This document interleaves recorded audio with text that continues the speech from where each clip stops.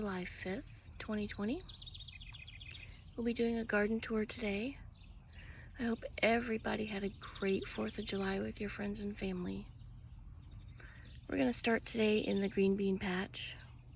There's so many to pick. I've been so excited to do this morning so that I could show you and bring you guys along so that we could pick all these green beans. I'm anxious to see how many I can get. Hopefully enough for dinner tonight. There's what we picked for green beans. Not very many.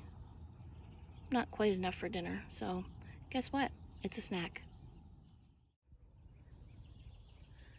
The watermelon have gotten so big. There are so many blooms on here. And there's even a lot of itty bitty baby watermelons. We'll take a closer look at that. There's a baby watermelon. These vines are loaded with these little guys. I couldn't even begin to count to tell you how many I've seen, but it's a lot. There's another one. And I'm having to go ahead and continue to turn this plant so that they don't come out of the fencing. The two cantaloupe plants finally have some blooms. Excited about that.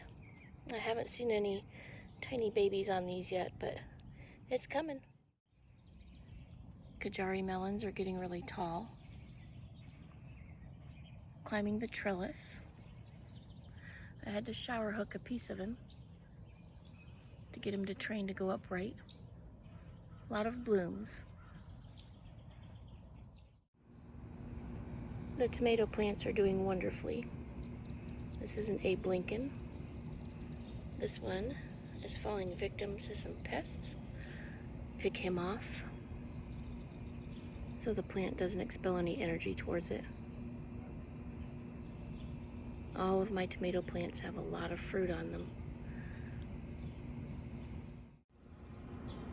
Here's another tomato with a lot of fruit on it. I'm not sure what he is. I need to get a little more diligent in marking my plants. This year most of them are marked, some of them aren't. Another tomato plant. I came through yesterday and did a pretty heavy pruning on all of these plants because a lot of the leaves were touching the ground, and you don't want that to happen. My pepper plants are still pretty small, but a lot of them are getting blooms now. Me and peppers aren't really friends. I like to grow them, but they're difficult for me. Itty bitty baby jalapeno. A couple of them. Yay! Cherry tomatoes, husky red. He's just exploding with baby tomatoes on him. And he's at the end of the row. And he's just kind of going crazy here. I expect to get dozens and dozens and dozens of baby tomatoes. On the other side, we have our yellow pear, going equally as wild. I really had to do some tying up of this guy so he wouldn't be in the way when I came down the aisle. Look, a baby cucumber. This is the pickling side. I'm excited to see that. The cucumber plants are doing amazing in this raised bed. Slicing cucumber side.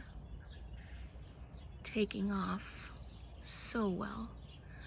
Climbing right up the trellis. A lot of blooms. We'll be eating fresh cucumbers before too much longer. This is what's left of the potatoes. These are all Kennebecs. We harvested the Yukon Golds the other day. I'll show that to you.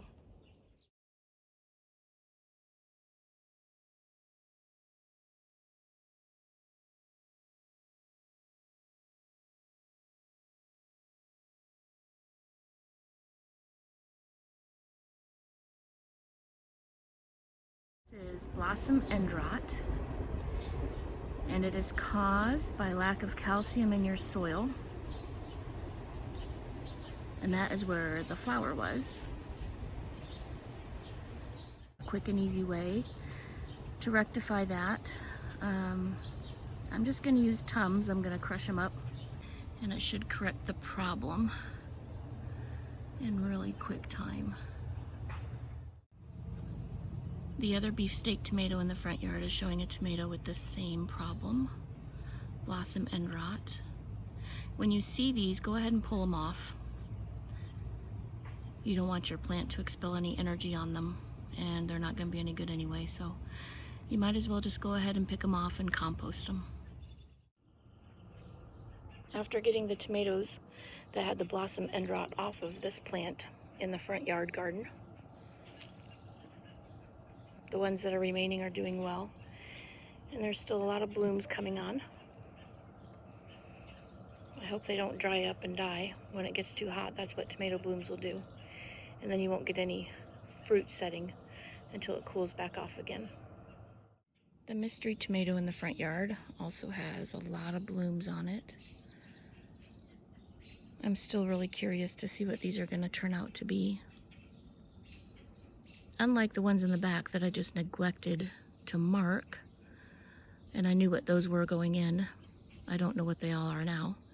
This one didn't have any marking whatsoever when I put him in, but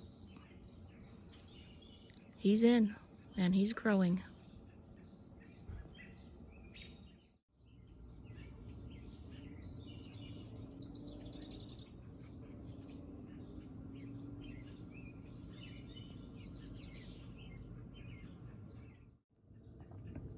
This zucchini plant still isn't producing a whole lot. Well, nothing pickable.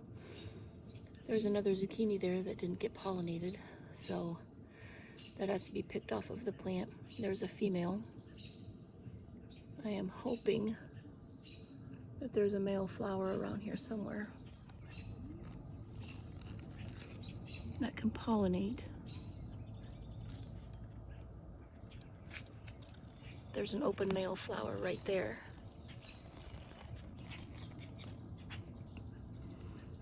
And the female right there. Let's keep our fingers crossed. The cucamelon is finally starting to take off a little bit. My second one is doing equally as well, and he's over there with the cucumbers. He's starting to climb, so I'm excited to see that.